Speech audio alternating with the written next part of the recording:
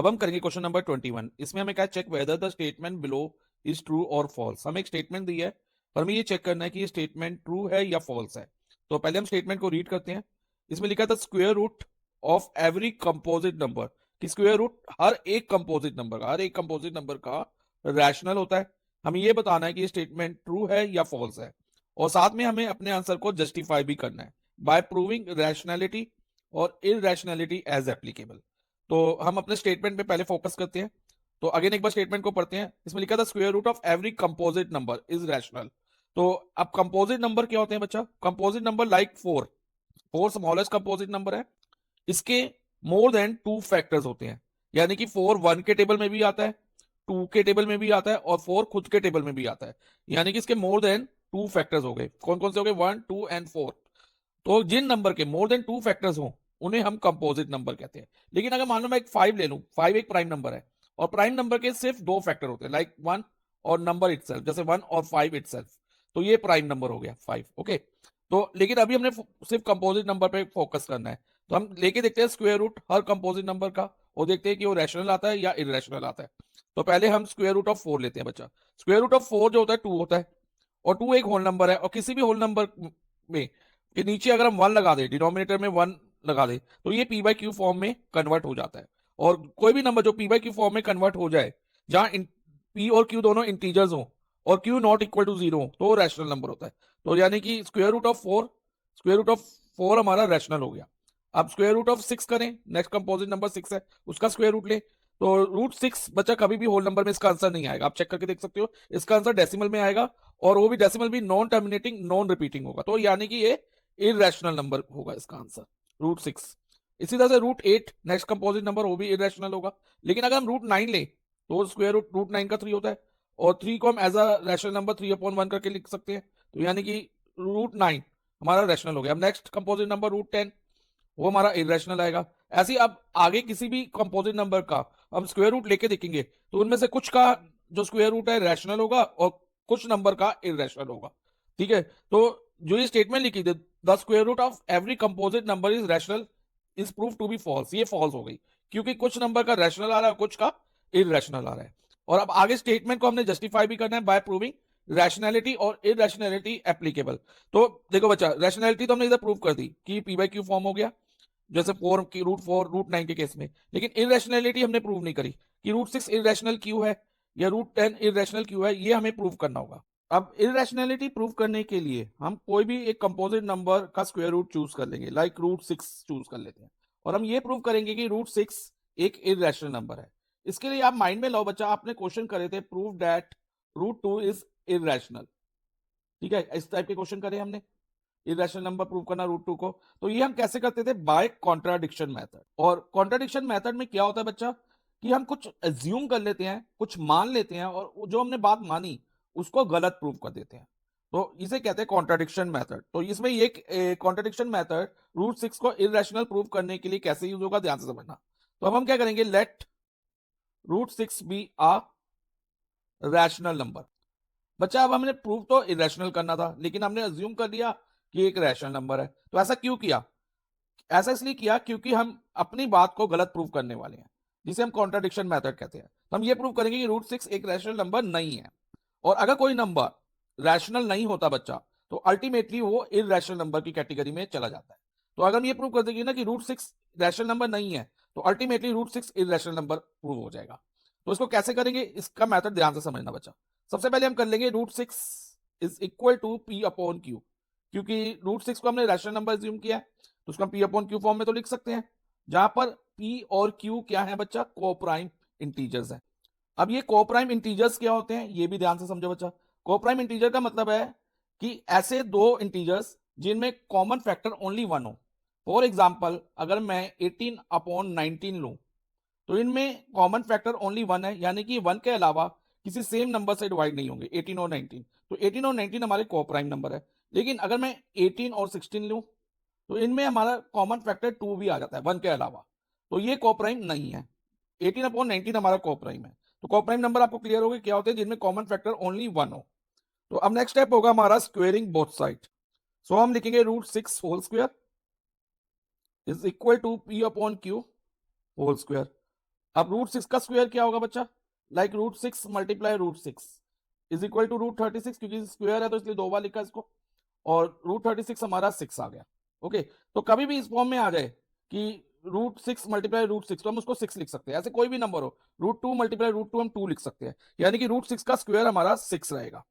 और अगर हम P upon Q whole square को सॉल्व करेंगे तो जो पावर 2 है पी के साथ जाएगी तो पी स्क्वायर हो जाएगा, और क्यू के साथ जाएगी तो क्यू स्क्वायर हो जाएगा।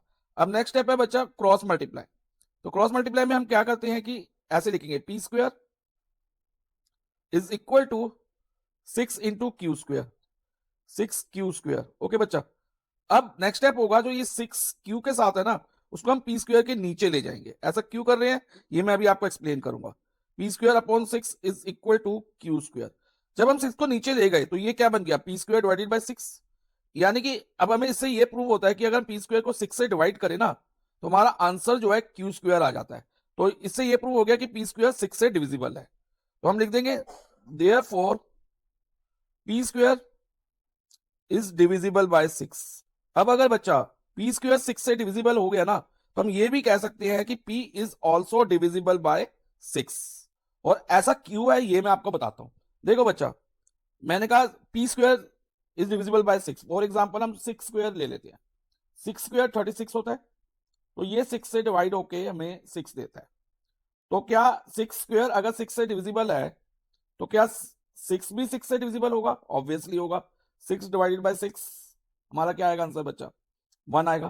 तो ये सही प्रूव हो गया। ऐसे ही आप कोई भी नंबर आप लेके देखोगे, अगर तुम बच्चा उसका स्क्वायर 6 से डिविजिबल है ना तो वो नंबर भी 6 से डिविजिबल होगा।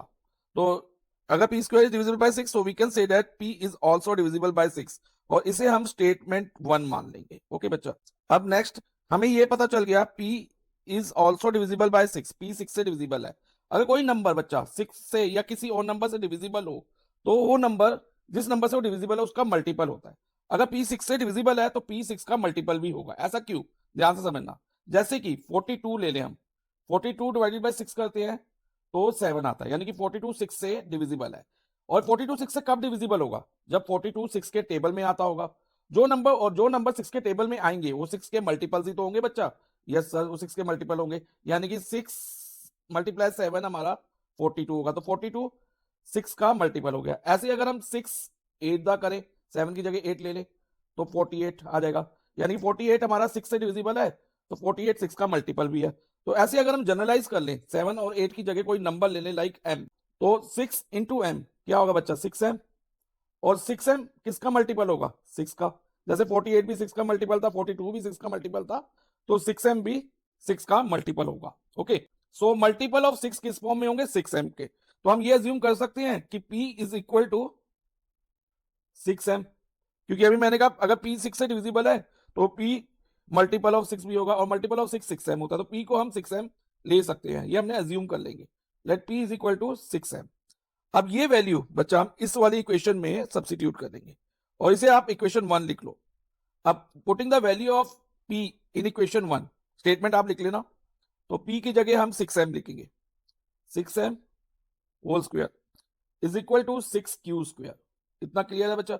अब 6m होल स्क्वायर क्या होगा, 6 का स्क्वायर करेंगे तो 36, और m का स्क्वायर m स्क्वायर होगा, is equal to 6q square.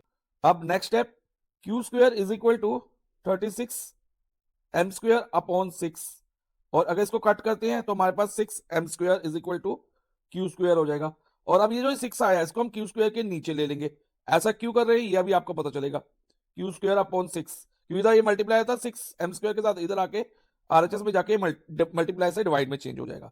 अब ये शो करता है कि क्यू स्क्वायर को अगर हम 6 से डिवाइड करें तो हमें एग्जैक्टली आंसर मिलेगा, और वो क्वेश्चन क्या होगा, आंसर क्या होगा, m स्क्वायर होगा। तो इससे ये प्रूव हो गया कि Q square is divisible by 6। तो हम लिख देंगे Q square is divisible by 6। अब अगर बच्चा क्यू स्क्वायर 6 से डिविजिबल है तो क्यू भी 6 से डिविजिबल होगा, ये मैं अभी आपको एक्सप्लेन कर चुका हूं विद एग्जांपल, और ये हमारी स्टेटमेंट नंबर 2 हो जाएगी। ओके बच्चा, ये स्टेटमेंट 1 ये हो गई, और ये स्टेटमेंट 2 हो गई। अब फ्रॉम स्टेटमेंट 1 एंड 2 हम ये कह सकते हैं कि P and Q both are divisible by 6। P and Q are both divisible by 6। अब P और Q दोनों 6 से डिविजिबल हो गए, तो पी और क्यू हमारे कोप्राइम नंबर नहीं हुए। क्यों नहीं हुए? क्योंकि मैंने आपको स्टार्टिंग में बताया था कोप्राइम नंबर वो होते हैं जो सिर्फ वन से डिविजिबल होते हैं। कॉमन नंबर ऐसा होता है, वन होता है जिनसे ये दोनों डिविजिबल होंगे कॉमन नंबर में, ठीक है। लेकिन पी और क्यू इस दोनों सिक्स से भी डिविजिबल है, यानी कि इनका कॉमन फैक्टर सिक्स भी है वन के अलावा। तो इसलिए पी एंड क्यू हमारे कोप्राइम नंबर नहीं हुए। तो हम ये लिखेंगे this contradict the fact that P and Q R coprime.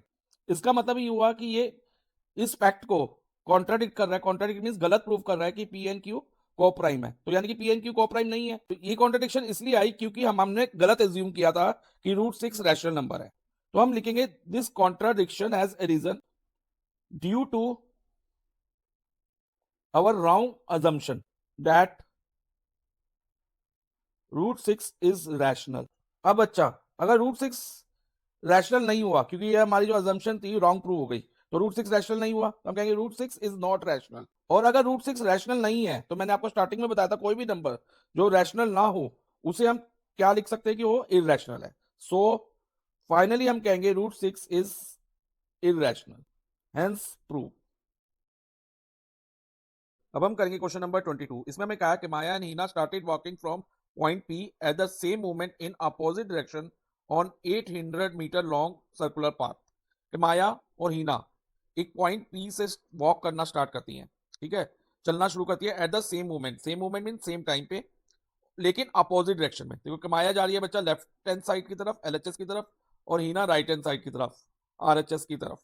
Okay, और किसके अलोंग वो मूव कर रही है, किस पाथ में, किस रास्ते में? एक सर्कुलर पाथ। और उस सर्कुलर पाथ की जो टोटल लेंथ है ना बच्चा, टोटल लेंथ सर्कल, पूरे सर्कल की, वो 800 मीटर है। ये माइंड में आपको रखना है। अब आगे पढ़ते हैं हम क्वेश्चन को। कि माया वॉक टू क्लब हाउस। कि माया ने जो डिस्टेंस कवर किया ना पॉइंट पी से क्लब हाउस की तरफ किया, और ये डिस्टेंस हम मान लेते हैं कि x मीटर है। आगे लिखा है at an average speed of 100 metre per minute. और कितनी स्पीड पे ये डिस्टेंस कवर किया वो भी हम लिख देते हैं इधर, 100 मीटर पर मिनट में, ठीक है। और आगे पढ़ते हैं क्वेश्चन को। अब Heena walk to the badminton court. और हीना ने कहा वॉक किया बच्चा? पॉइंट पी से बैडमिंटन कोर्ट की तरफ, और ये डिस्टेंस हम मान लेते हैं कि y मीटर है। तो हीना का डिस्टेंस हमने y मीटर ले लिया, और at an average speed of 80 metre per minute. और हीना ने किस स्पीड पे डिस्टेंस कवर किया है? 80 मीटर पर मिनट की स्पीड में। और आगे लिखा था length of the circular path between club house and badminton court is 180 metre. यानी कि जो डिस्टेंस है किसके बीच में बच्चा? क्लब हाउस और बैडमिंटन कोर्ट के बीच में जो डिस्टेंस है वो 180 मीटर है। ये वाला डिस्टेंस यहां से लेके यहां तक, देखो बच्चा मैंने मार्क किया है, ये 180 मीटर है। ओके, ये हमें गिवन है। और आगे भी कुछ लिखा है इसमें, if Heena took 1 minute more than Kamaya. Heena को बच्चा 1 मिनट ज्यादा टाइम लगता है। अब टाइम वाले कॉलम में यहाँ ब्रैकेट में लिख रहा हूं मैं, हीना वाली रो में 1 मिनट मोर। ये जब हम इक्वेशन बनाएंगे ना तब ये काम आएगी इंफॉर्मेशन। 1 मिनट मोर देन कमाया, यानी कि उसको 1 मिनट ज्यादा लगता है कमाया से टू रीच अर डेस्टिनेशन, यानी कि बैडमिंटन कोर्ट में पहुंचने में उसको 1 मिनट ज्यादा लगता है कमाया से। अब आगे पढ़ते हैं बच्चा। Find the time taken by Heena. हमें क्या निकालना है?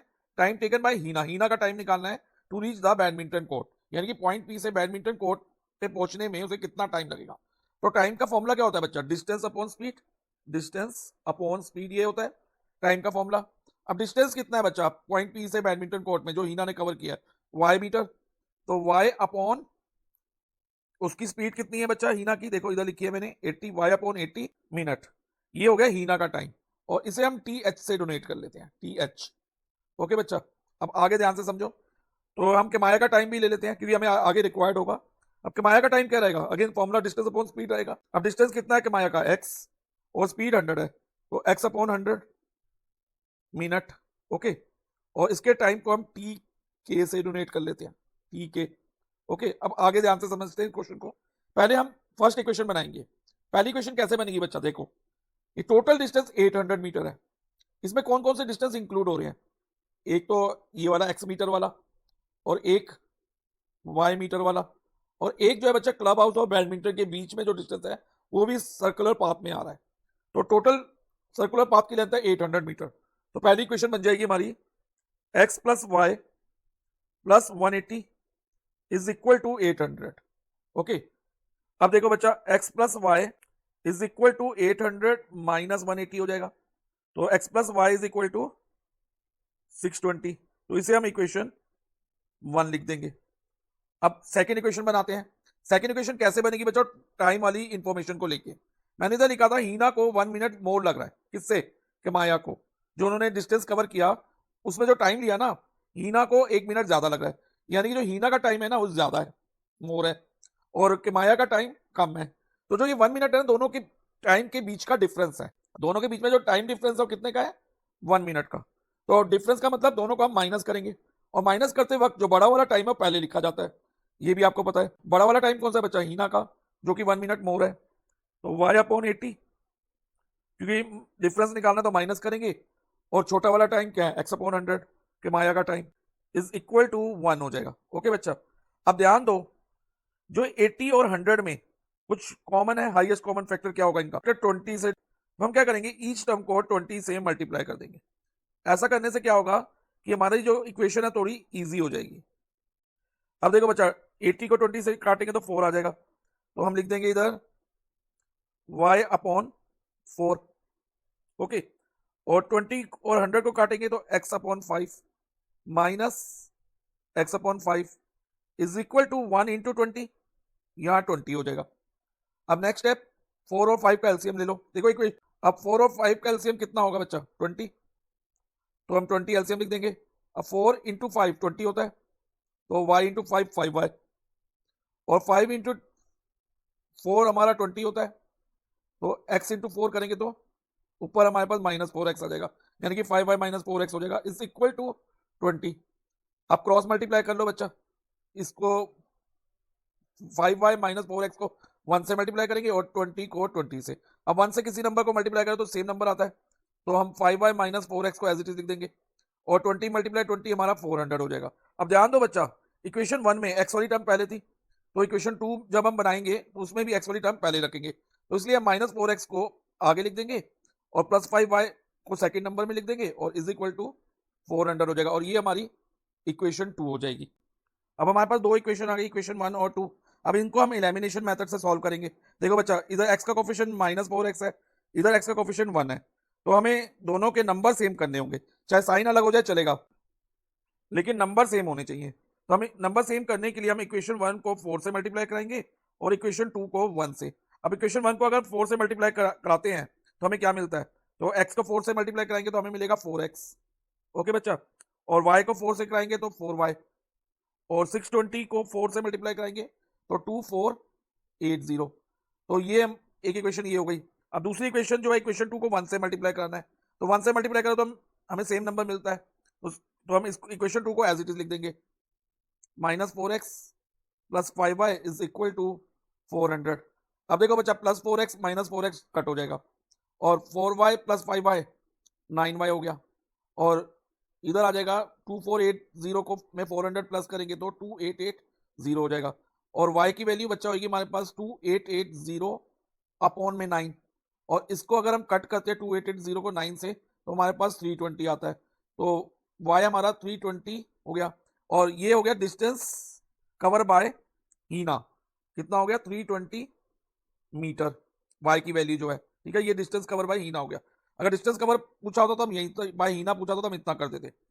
लेकिन हमें निकालना क्या है, हमें निकालना है find the time taken by Hina to reach the badminton court, यानी कि हीना को कितना टाइम लगा बैडमिंटन कोर्ट में पहुंचने में। तो अब टाइम निकालना है हीना का, और हीना का टाइम हमने क्या फाइंड किया था, y अपॉन 80। तो अब टाइम टेकन बाय हीना होगा, अब y की जगह हम 320 लिख देंगे, अपॉन में 80 है बच्चा, देखो इधर, और इसको कट करो तो 4 आ गया, 4 minute. So time taken by Heena हमारा 4 मिनट हो गया। अब हम करेंगे क्वेश्चन नंबर 23। इसमें हमें क्या shown below is a circle, एक सर्कल हमें दिया है जिसका सेंटर O है, and 3 tangent at point A E and C, 3 tangent दिए हैं पॉइंट A E और C पे। देखो बच्चा, A भी टेंजेंट है, पॉइंटर पे ध्यान देना, एट पॉइंट A, और ED टेंजेंट है to the circle at point E, और BD टेंजेंट है to the circle at point C। तो 3 टेंजेंट्स हैं at points A E and C, और इस इंफॉर्मेशन पे बेस्ड हमें ये इवैल्यूएट करना है whether the following statement is true और फॉल्स।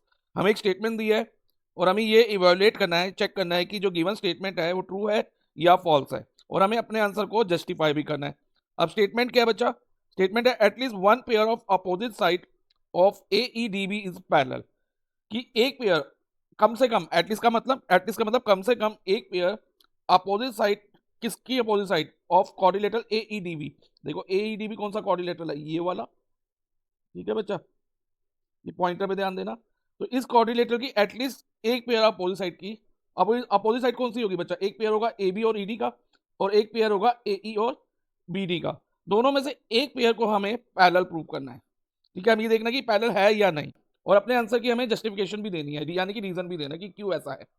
अब ध्यान दो बच्चा, ये जो टेंजेंट AB है और ये रेडियस OA एक दूसरे के परपेंडिकुलर होंगे, यस सर होंगे। क्यों? क्योंकि हमारे पास एक प्रॉपर्टी है, radius and tangent are perpendicular to each other at point of contact. तो पहले हम ये लिख देते हैं और रीजन दे दिया, radius and tangent are perpendicular to each other at point of contact. तो अगर ये परपेंडिकुलर हो गए बच्चा, तो जो ये वाला एंगल है, एंगल BAE, इसको मैं एंगल 1 नेम दे देता हूँ। तो एंगल 1 हमारा कितना हो जाएगा, 90 degree. Angle 1 is equal to 90 degree. और इसी तरह से बच्चा ध्यान दो, जो ED एक टेंजेंट है और OE रेडियस है, तो ये दोनों भी एक दूसरे के परपेंडिकुलर होंगे, यानी कि OE परपेंडिकुलर ऑन ED कह सकते हैं, ED परपेंडिकुलर टू OE, एक ही बात है, दोनों एक दूसरे के परपेंडिकुलर है, ठीक है। तो पहले हम ये लिख लेते हैं, OE perpendicular on ED। Same reason से अगर ये परपेंडिकुलर हो गए तो बच्चा ये वाला एंगल, जो ये एंगल मैंने मार्क किया है, इसे मैं एंगल 2 मार्क कर लेता हूँ, तो ये भी 90 डिग्री हो जाएगा। ओके, एंगल 2 कितना हो जाएगा, 90 डिग्री। तो अब एंगल 1 और एंगल 2 दोनों 90 है, यानी कि दोनों इक्वल है। ओके बच्चा, ये दोनों 1 और 2 90 हो गए और इक्वल भी हो गए कि 1 और 2 की वैल्यू सेम है। तो ये कौन से एंगल हुए, जब हम दो पैरेलल लाइंस होती है और ट्रांसवर्सल से कट होती है, तो ये वाला है और ये वाला angle, generally they are Z shape, उल्टा या सीधा किसी तरह का भी जेड बनाते हैं। देखो बच्चा ऐसे ध्यान दो, तो ये ऑल्टरनेट एंगल्स होते हैं, और अगर ऑल्टरनेट एंगल्स इक्वल हो जाए ना, तो बच्चा हम लाइंस को पैरेलल मान सकते हैं। तो हम कहेंगे since alternate interior angles are equal, therefore AB is parallel to ED। तो अब देखो, कम से कम एक पेयर अपोजिट साइड का पैरेलल हो गया क्वाड्रिलेटरल AEDB का। तो हमारी जो गिवन स्टेटमेंट है ट्रू होगी, तो हम लिख देंगे so given statement is true.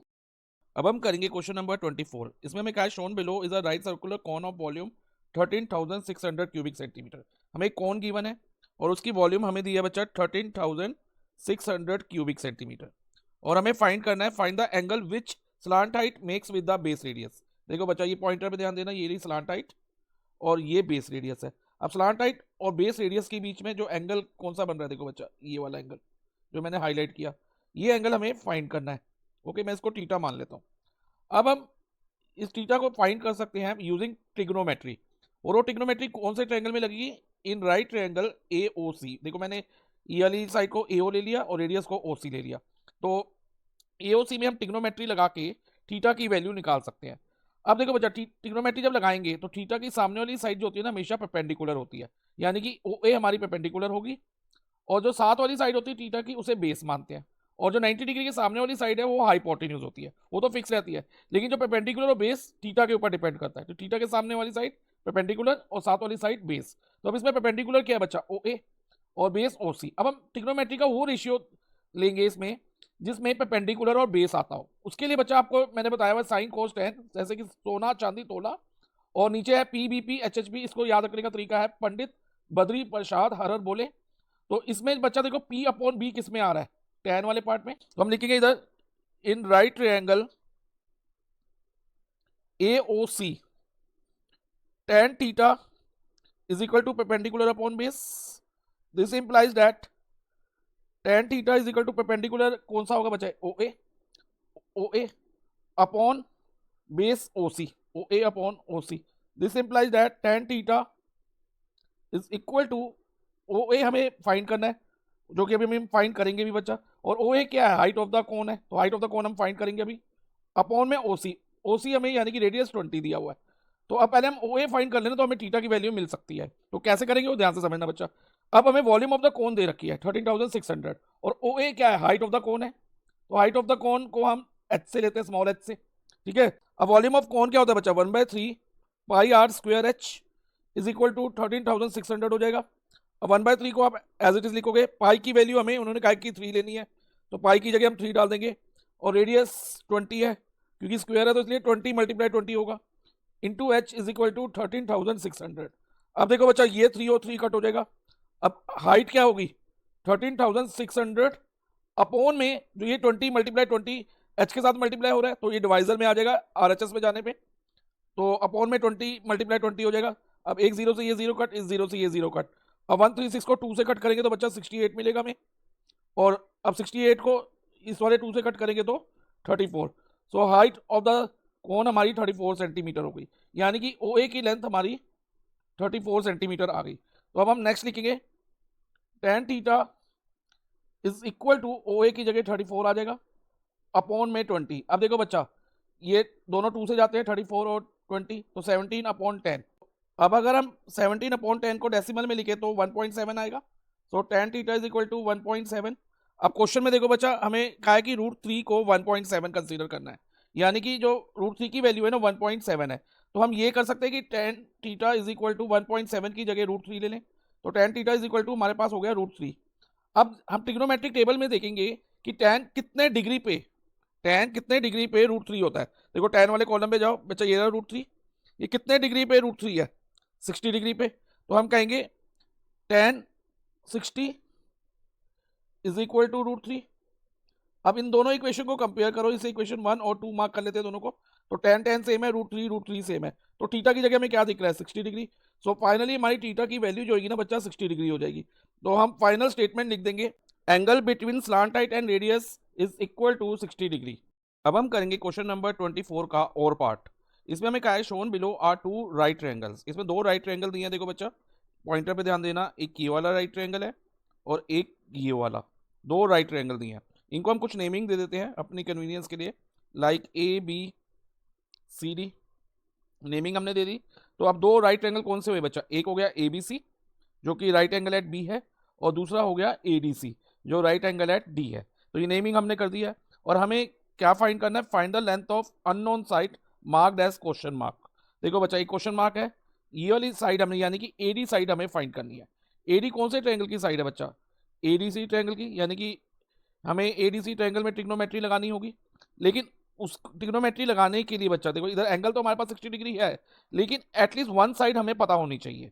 इन दोनों में से एक एंगल तो हमें पता है, लेकिन एंगल के साथ एक साइड और पता होनी चाहिए, या तो AC पता हो या फिर CD पता हो, तो हम AD इजिली निकाल सकते हैं।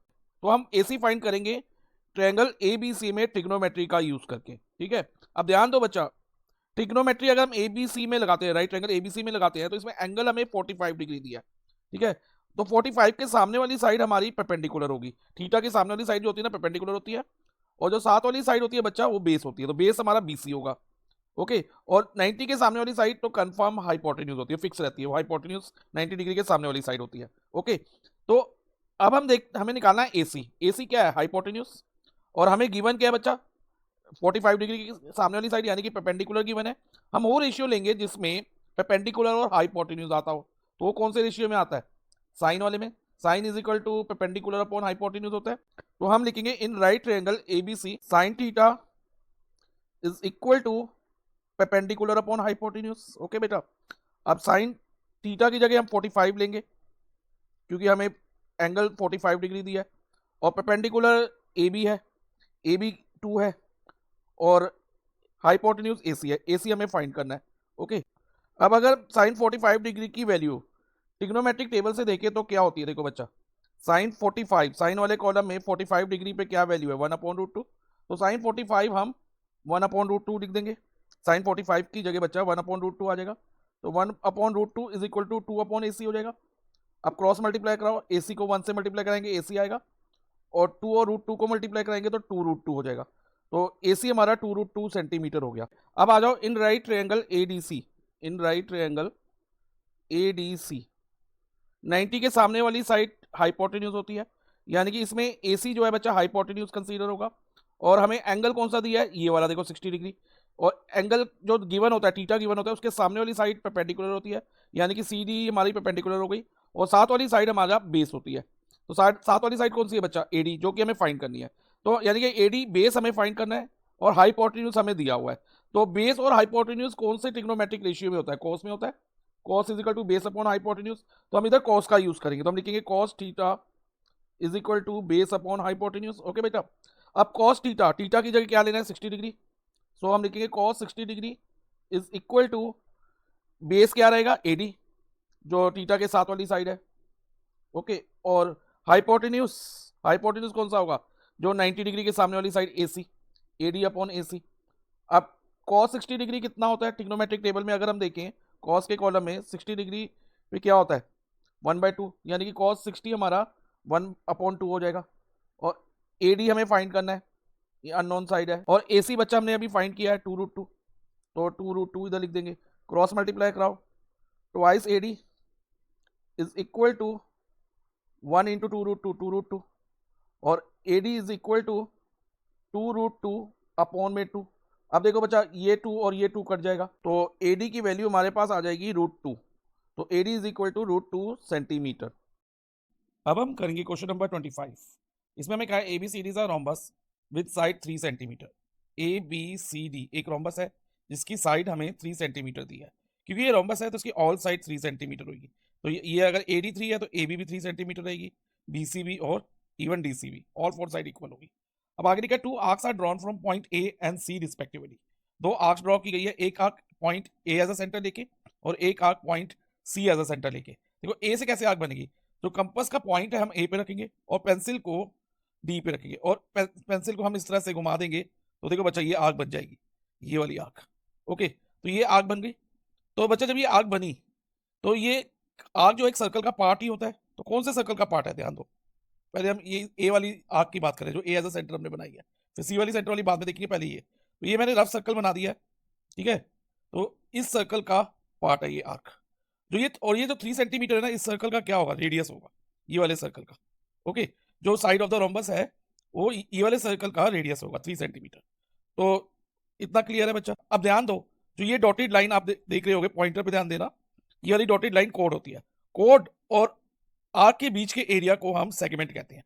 तो जो ये वाला पार्ट मैंने अभी शेड किया ना अलग से, इसे हम सेगमेंट कहेंगे। ओके बच्चा, तो इसी तरह से बच्चा सी एज अ सेंटर हमने एक आर्क और बनाई हुई है, ये वाली, ठीक है। तो इसका सर्कल कंप्लीट करें तो कुछ इस तरह से लगेगा बच्चा, ध्यान देना, रफली बना रहा हूं मैं सर्कल, तो कुछ इस तरह का सर्कल बन जाएगा। और अगेन ये कोड होगा इस सर्कल के लिए भी जो डॉटेड लाइन है, और डॉटेड लाइन और जो ये आर्क के बीच का एरिया, ये वाला एरिया बच्चा जो मैं डॉट्स डाल रहा हूँ, ये अगेन सेगमेंट होगा। और क्योंकि ये कहा हुआ है कि BD is a line of symmetry for the figure, तो ये दोनों सेगमेंट का एरिया इक्वल होगा, क्योंकि ये सेम सेगमेंट होंगी दोनों, मतलब सेम साइज की सेगमेंट होगी, तो इन दोनों का एरिया सेम रहेगा, क्योंकि ये लाइन ऑफ सिमेट्री है। लाइन ऑफ सिमेट्री जो होती है फिगर को 2 इक्वल पार्ट्स में डिवाइड करती है। अब आगे बढ़ते थे, find the area of shaded part. हमने एरिया ऑफ शेडेड पार्ट निकालना है। शेडेड पार्ट मींस जो ये लाइन से शेडेड है प्लस जो डॉट से शेडेड मैंने किया, इसका इन दोनों का एरिया, और दोनों क्या है सेगमेंट है, यानी कि एक तरह से हमने एरिया ऑफ सेगमेंट निकालना है।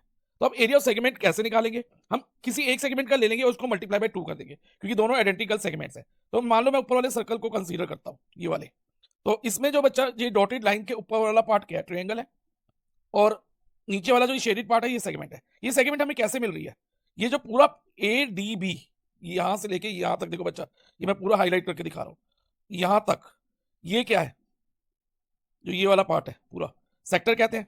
तो यानी कि अगर एरिया ऑफ सेक्टर में से हम ये area of triangle ADB minus कर दें तो हमें एरिया ऑफ सेगमेंट मिल जाएगा, ये नीचे वाली सेगमेंट का एरिया, ठीक है।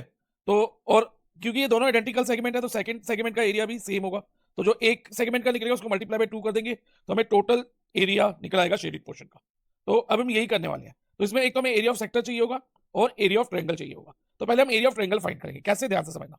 अब इन ट्रायंगल ADB बच्चा, इन ट्रायंगल ADB ध्यान दो, AD और AB इक्वल रहेंगे, क्योंकि दोनों कितने हैं बच्चा 3 centimetre, AD is equal to AB 3 centimetre है। अब बच्चा AD के सामने वाला एंगल और AB के सामने वाला एंगल इक्वल होगा।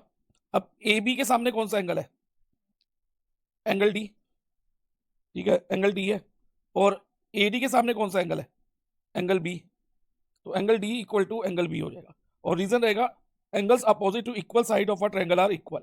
ओके बच्चा, अब एंगल D और B इक्वल है तो दोनों को हम x एज्यूम कर लेते हैं, x मान लेते हैं दोनों को। ओके, अब इसी ट्रायंगल में हम एंगल सम प्रॉपर्टी लगाएं तो क्या होगा बच्चा, angle A plus angle D plus angle B is equal to 180 degree angle sum property से। एंगल A 60 डिग्री दिया है, D हमारा x है, बी भी हमने एक्स एज्यूम किया इज इक्वल टू 180, तो 60 plus 2x is equal to 180, 2x is equal to 180 minus 60, plus 60 इधर आके माइनस 60 हो जाएगा, 2x इज इक्वल टू 120 और x is equal to Q2 इधर मल्टीप्लाई बाय x है तो इधर आके डिवाइड बाय डिवाइजर में चला जाएगा, 120 डिवाइड बाय 2 हो जाएगा, तो x is equal to 60 degree आ गया हमारा। अब आगे ध्यान से समझना बच्चा, अब ध्यान दो x हमारा 60 हो गया तो एंगल D और एंगल B 60 डिग्री होंगे और एंगल A ऑलरेडी 60 डिग्री है, तो angle A equal to angle D equal to angle B equal to 60 degree. तो इससे ये प्रूव हो गया कि triangle ADB is an equilateral triangle. अब बच्चा ये इक्विलेटरल ट्रायंगल हो गया तो एरिया ऑफ इक्विलेटरल ट्रायंगल का फॉर्मूला में पता है √3/4 a स्क्वायर यानी कि साइड स्क्वायर। तो बच्चा अब हमें एरिया ऑफ शेडेड पोर्शन निकालना है, तो एरिया ऑफ शेडेड पोर्शन क्या होगा, area of shaded portion is equal to 2 multiply 2 क्यों, क्योंकि 2 सेगमेंट है, और एरिया ऑफ सेगमेंट अभी मैंने बताया क्या होगा, area of sector minus area of triangle. Okay, ये माइंड में रखना है एरिया ऑफ सेगमेंट के लिए।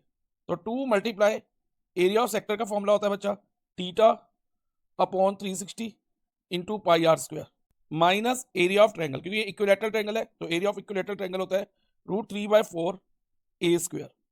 ओके बच्चा, अब 2 मल्टीप्लाई थीटा तो 60 है तो 60 अपॉन 360, पाई को हमने पाई रखना क्योंकि हमने आंसर जो निकालना है इन टर्म्स ऑफ पाई निकालना है, क्वेश्चन में मेंशन है। तो रेडियस 3 है तो हम लिख देंगे 3 मल्टीप्लाई 3 माइनस √3/4 a यानी कि side of the triangle which is 3, तो क्योंकि a स्क्वायर है तो 3 मल्टीप्लाई 3 करेंगे। ओके बच्चा, अब बच्चा इसको सॉल्व करें तो देखो कैसे होगा, ये 2 मल्टीप्लाई बाय, अब पहले इतने पार्ट को सॉल्व कर लो, यहाँ ये वाले पार्ट को, तो इसमें एक 0 ये 0 कट गया, 6 1 6 6 6 36, तो डिनोमिनेटर में हमारे पास 6 बचा अभी, ये 3 1 3 और 3 2 6, तो अब हमारे पास आ गया 3 pi upon 2, 3 pi upon 2 minus इधर क्या होगा बच्चा, देखो √3/4 मल्टीप्लाई 3 मल्टीप्लाई 3 है, तो बच्चा ध्यान दो जो ये 3 मल्टीप्लाई 3 है ना अलग से मल्टीप्लाई होगा, ध्यान रखना इसको रूट वाली टर्म से मल्टीप्लाई मत करना कि √3 वाली टर्म जो विदाउट रूट वाली टर्म से मल्टीप्लाई नहीं होगी, तो 3 मल्टीप्लाई 3 9 हो जाएगा और √3 को हम एज इट इज लिख देंगे, तो 9√3/4। अब नेक्स्ट बच्चा हम जो ये 2 है ना ब्रैकेट के बाद वो अंदर ब्रैकेट के अंदर वाली दोनों टर्म से मल्टीप्लाई होगा, तो इसको हम लिखेंगे 2 multiply by 3 pi upon 2 minus, अब 2 को सेकेंड टर्म यानी कि 9√3/4 से भी मल्टीप्लाई करेंगे। अब देखो बच्चा ये 2 और ये 2 कट हो गया तो हमारे पास आया 3 पाई माइनस, अब ये 2 1 2 2 2 4 और यहाँ पर आ जाएगा हमारे पास 9√3/2, तो यही हमारा आंसर रहेगा 3 पाई माइनस 9√3/2 स्क्वायर सेंटीमीटर। अब हम करेंगे क्वेश्चन नंबर 25 का और पार्ट। इसमें हमें कहा कि Waseem made a model of Pacman, Waseem ने एक मॉडल ऑफ पैकमैन बनाया है। पैकमैन एक वीडियो गेम होती है बच्चा, ठीक है। The area of model is 120 pi square centimetre. जो इस मॉडल का एरिया है ना, देखो ये पूरा शेडेड पार्ट ही है, तो ये पूरा मॉडल है, इसका एरिया हमें 120 पाई दिया है। और ये शेप क्या है बच्चा, जो ये मॉडल की शेप है, पैकमैन की शेप है, क्या है।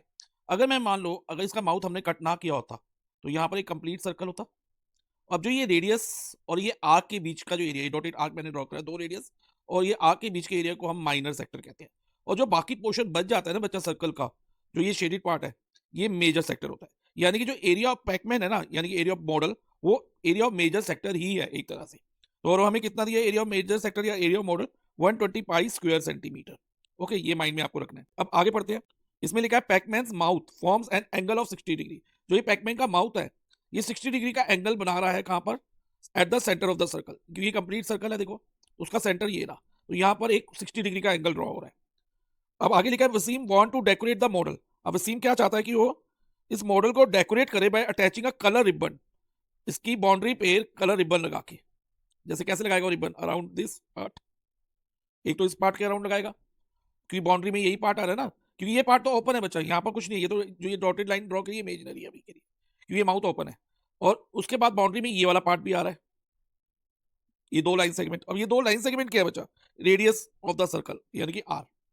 और जो ये कर्व वाला पार्ट है बच्चा, ये वाला पार्ट, इसे हम क्या कहेंगे, ये बच्चा ध्यान रखना, इसे हम मेजर आर्क कहते हैं।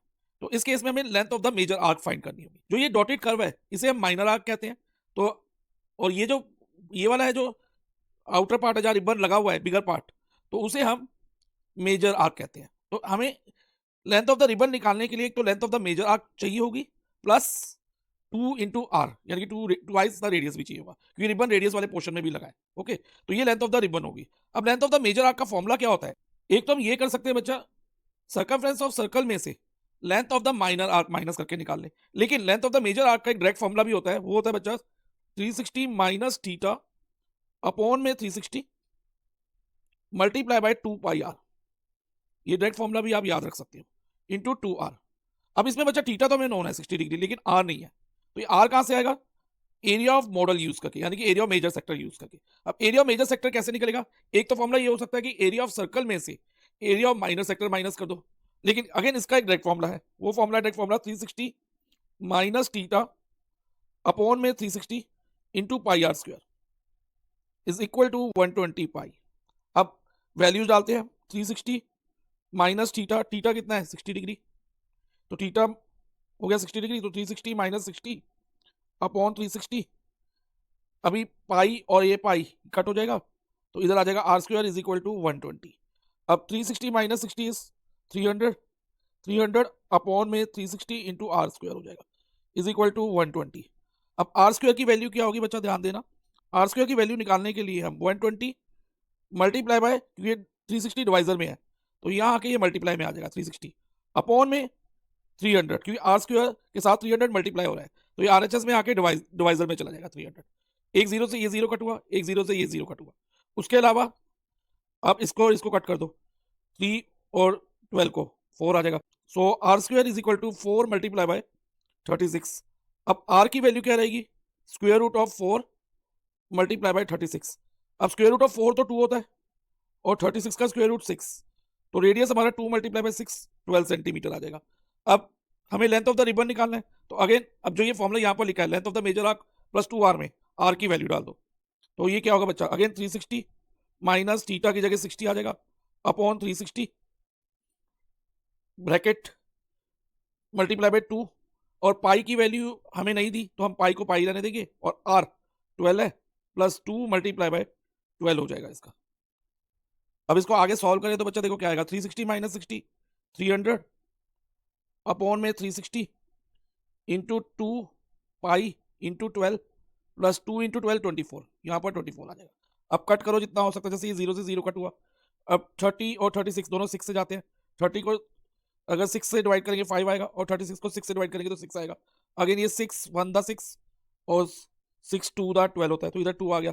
ओके, और कुछ कैंसिल नहीं हो रहा। अब फाइनली डिनोमिनेटर में हमारे पास 1 आ चुका है, तो हमारे पास क्या आया, एक तो 5 आया, एक 2 आया और एक और 2 आया, तो यानी कि 5 मल्टीप्लाई 2 20, और साथ में एक पाई भी बचा हुआ है, तो 20 पाई प्लस 24, तो हमारा आंसर होगा 20 pi plus 24 centimetre is the length of the ribbon. Please like and share the video and subscribe the channel.